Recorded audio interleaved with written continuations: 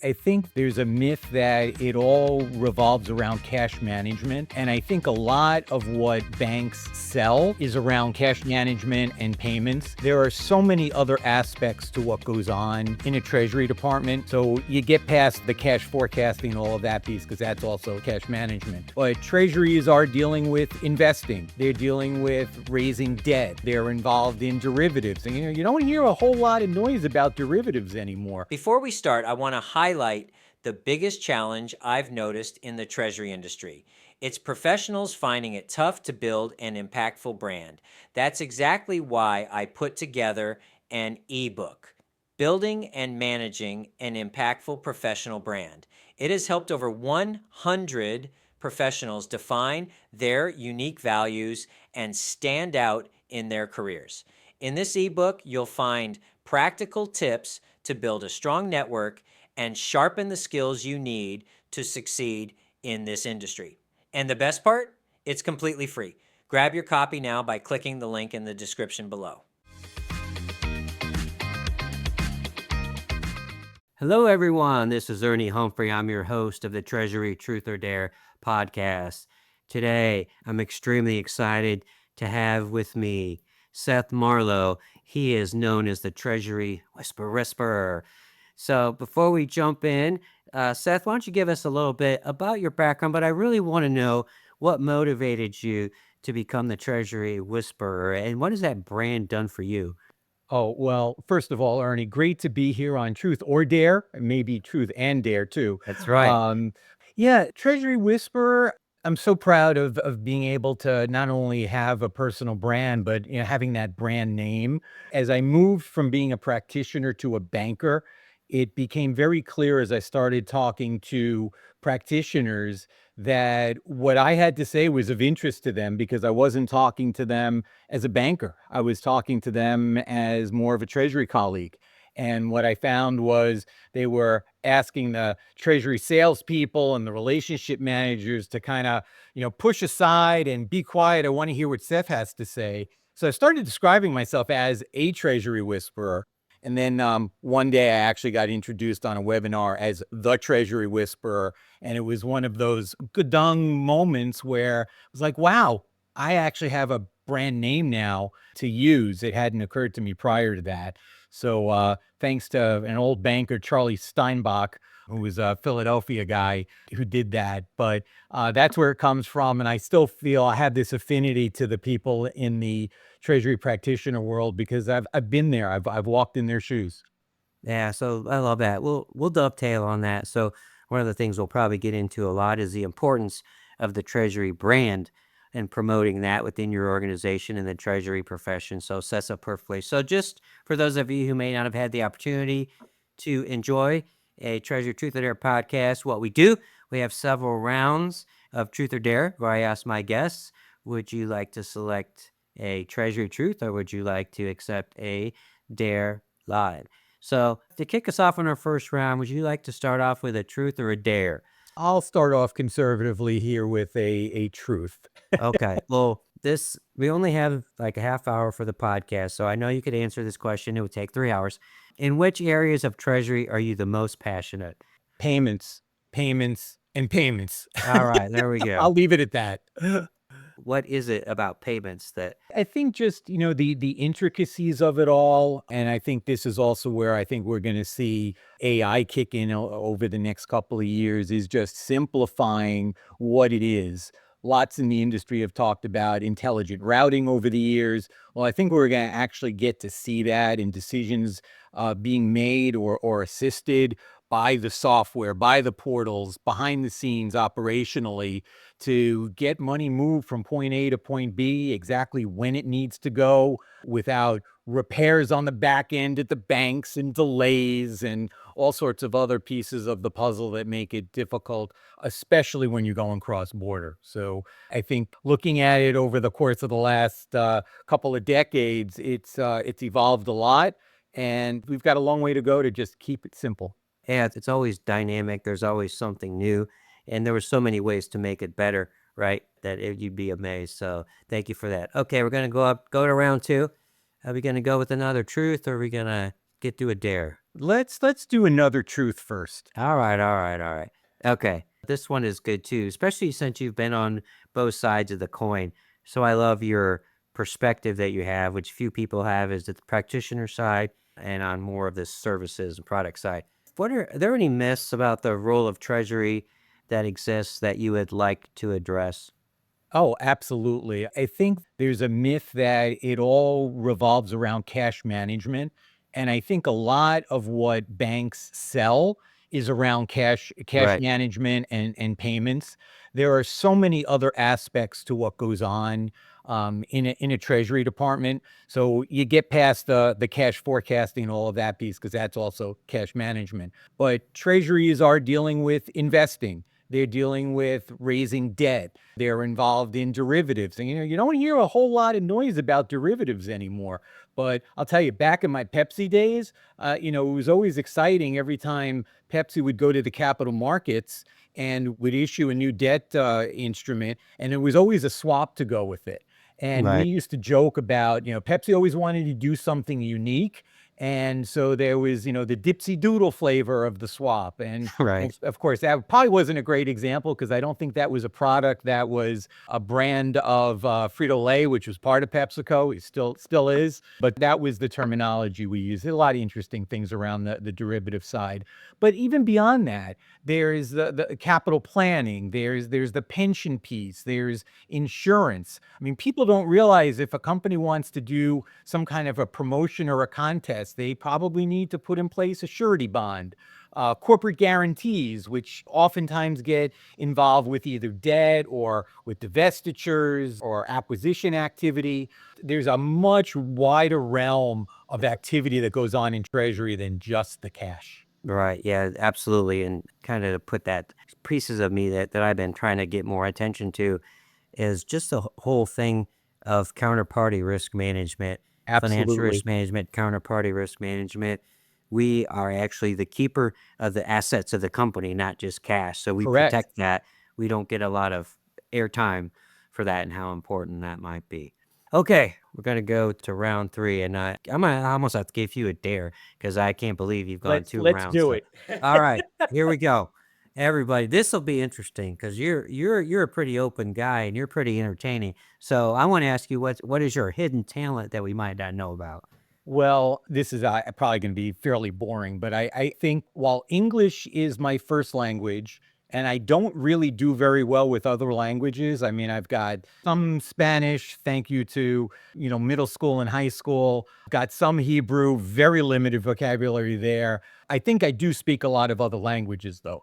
I speak the language of treasury. I speak the language of banking.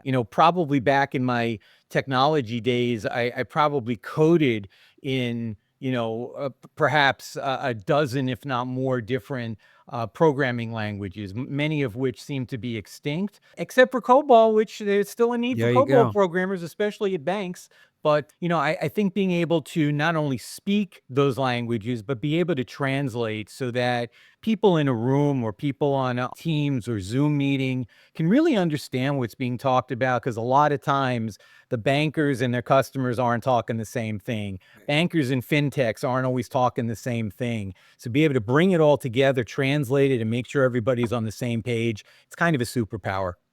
Right. It is. So I always say communicate, collaborate. And I tell people when you're building your network, learn the language of HR, learn the language of AP if it's not in your purview, AR, and you can show them that you're invested in what they're talking about. And then being able to build that relationship, which until that happens, the collaboration really never gets off the ground. Okay, let's go to one more round, and then I'll let you give me a dare. Are you gonna do another dare? Or you gonna go for another truth? Let's go back to a third truth. If you could, I know we've all sat through these and painfully so since COVID. If you could design your ideal webinar, what would the topic be and why? Well, I don't know that this would necessarily be a webinar, but it's something I've been trying to get some of the partner fintechs that I've worked with to try to do this. I would love to see a course that's geared, could be towards bankers, could be Right. towards practitioners, that is more of a lab environment. Hmm. I'll give a perfect example in the receivables world.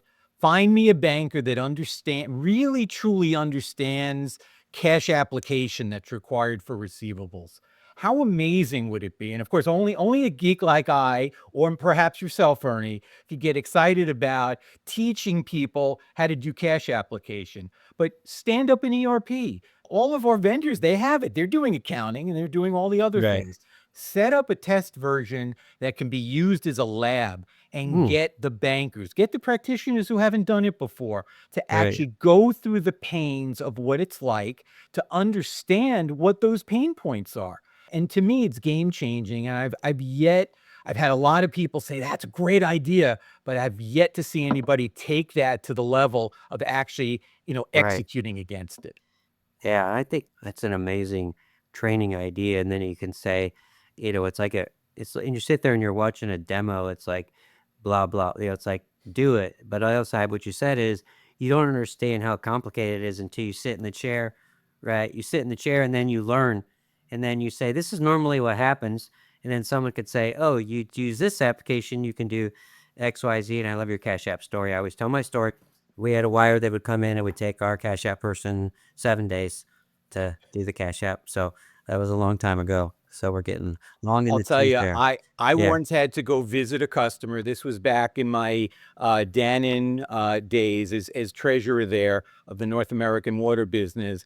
And cash application was 2 weeks behind because of all the deduction management that we had to Right. deal with. I ended up having to go out to Detroit, Michigan to visit with Kmart because and of course, we don't need to do the Kmart story, but the blue plate special here is that Kmart couldn't buy any more product from us because they were on credit hold because we couldn't apply all the darn cash, and it was an embarrassment on our side. Yeah, I mention that when I do my AR tech. It's like you don't realize the implications that's having on your customer relationships, and you should manage all the relationships with your customers. But that is a long and conversation for the future, of course. I'm gonna let you give me a dare. So let me have it. All right. Well, Ernie, I think anyone that has seen you at the various conferences over the years knows that you've got quite the wardrobe. Right. And so I don't know if you are actually able to get up and go to your Yeah. closet.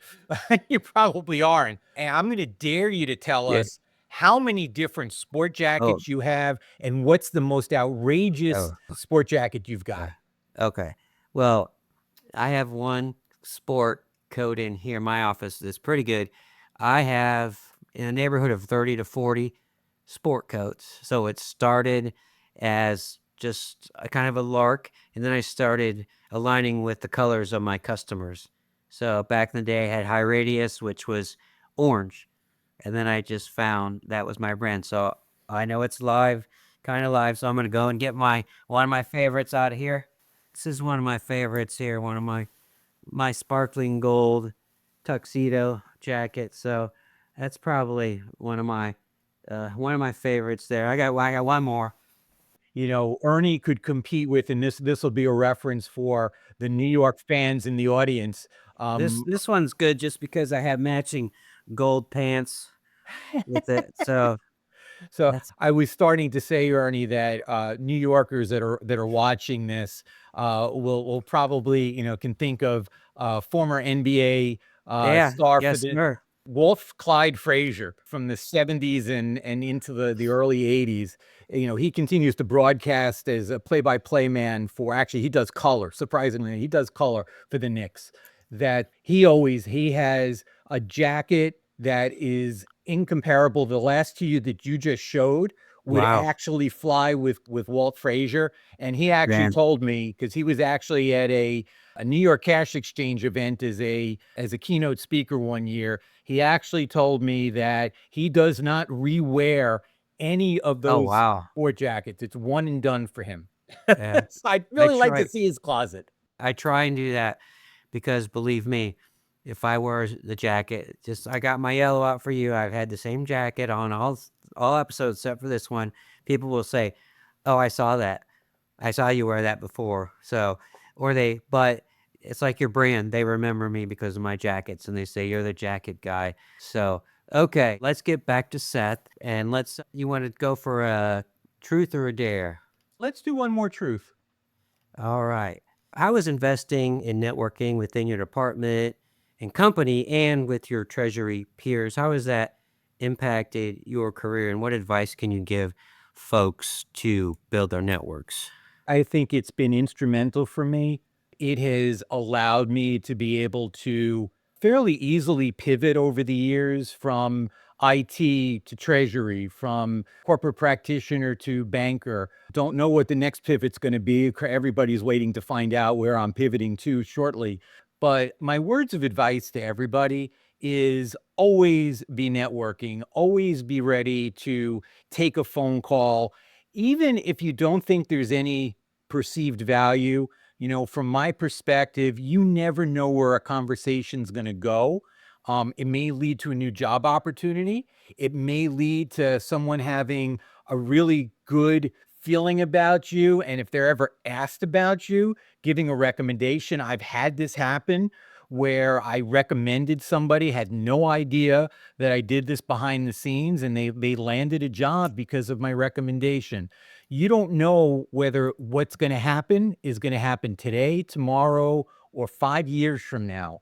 But to me, especially if you're looking for a new opportunity, Right. don't turn down an opportunity to talk to someone. Every conversation is really important. Well, I can tell anyone that listening, having a conversation with Seth is going to be important, but it's also going to be entertaining, and you'll be a little smarter after the conversation is over. I'll guarantee you that. Thank you. All right, Seth. Let's do another round here. You're gonna go for a truth, or you're gonna go for another dare for us? Let's take another dare. All right, I'll give you one with some meat on it. Share with us a mistake you made in managing people across international borders, and what did you learn from it? Yeah, that's a good one. I've got a fun story. This goes back to my GE days, and GE had a lot of our treasury technology people offshored, and many of them were in Mexico. So I oftentimes would instant message with them so that they would speak to me. They would text me in English, and I would try to respond back to them in Spanish as best as I could. So one year, right around New Year's, I sent a text or an instant message to one of my IT folks. And if she's watching, she'll know exactly who she is. And I tried to greet her, Happy New Year, and put it into Spanish, Feliz Nuevo Año. And well, unfortunately, año has a tilde on the N. Oh, And I did not type that, and I figured, okay, yeah. you'll know what I meant, right? Not really knowing what ano means. Fast forward about 2 months later, she and a bunch of our treasury technology people came up to our offices in Connecticut, and we're in the midst of a disaster recovery drill. We're out to dinner, and Annette says to the table, "So Seth instant messaged me a bad word." Uh-oh. I'm like, what did I do? When did this happen? And she goes on to explain this. And let's just say ano in Spanish is, I'll put it gently, it's behind tuchus. So I wish you a happy new tuchus. And so anyway, the entire table cracked up. We're hysterical about it. Now, this may not have been quote unquote managing people, but it was international. It was one of those things. You got to be really careful when you go down those points. And you know what? After that, I figured out how to get the N with a tilde on top of it in text messages and everywhere else. Yeah, that's good. All right. Well, thank you for doing another dare. All right. Maybe I'll give you one round, maybe two rounds. You gonna go for a truth, or you gonna give us a little one more dare? Let's do another dare. Sure. Why All not? Why right. don't you dare me? Awesome. Dare me to dare. So this one I'm really interested in. Okay, what movie is your guilty pleasure? I actually have a number of them, but I'll keep it to like probably three. So, first and foremost, people that know me know that I am a huge baseball fan. So, number one on my list is Kevin Costner in Yeah. Field of Dreams. If that's on, I Yeah, can't right. pull Yeah. myself away. I'm in till the end. Second one, and I actually just had this guilty pleasure a few nights ago. Independence Day with Will Oh. Smith. Love that movie. And the third one, there are actually two iterations of it, and this is also Seth is the born and raised New Yorker. The Taking of Pelham 123, movie about the hijacking of a New York subway train. The first version done in the 70s, starring Walter Matthau, and then in the 2000s, maybe it was actually probably within the last 10, 12 years, there was a version with Denzel Washington. Hmm. And again, these are movies I just anytime, anywhere, and then throw in a few Rocky movies just for the heck of it. Oh, I'll confess on that one. Field of Dreams is also one of my favorite movies. I hadn't seen it for probably at least well over a decade. This was within the last 6 months, and I watched it and I still teared up. I mean, I was still like needed the tissues. So definitely hits home with me. Okay, so to put a fine point on our time here with Seth, I'm going to give you 3 wishes to grant on behalf of the Treasury profession. What are they? All right. Well, wish number one is no more checks ever. They're done. They're gone. Poof. That's one. In line with that, the second wish is instant real-time payments Mm. available at every single US banking institution and credit union. And just like, with the wish granted, everybody's got it. All consumers, all corporations can make use of it. Done.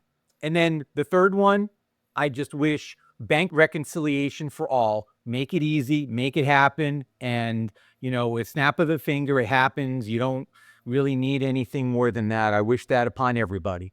Uh, all right. Thank you so much, Seth, for your valuable time, your wisdom, and your insights. For those of you that don't follow Seth Marlowe on LinkedIn, please get connected with him, the Treasury Whisperer. I'm sure he'll be very involved in the New York Cash Exchange Conference in 2025 coming in September, correct? So September we'd love to 18th see and you all 19th there. at New York There we City. go. And before I wrap up, I just want to thank you personally for all that you do for the Treasury profession. I sincerely appreciate that. And we need more people like Seth promoting our brand. So, in final thought to my listeners, have the courage to live your Treasury truths and dare to be great in everything that you do in your life. Until next time, everyone. Thanks for watching the show. I hope you guys liked it.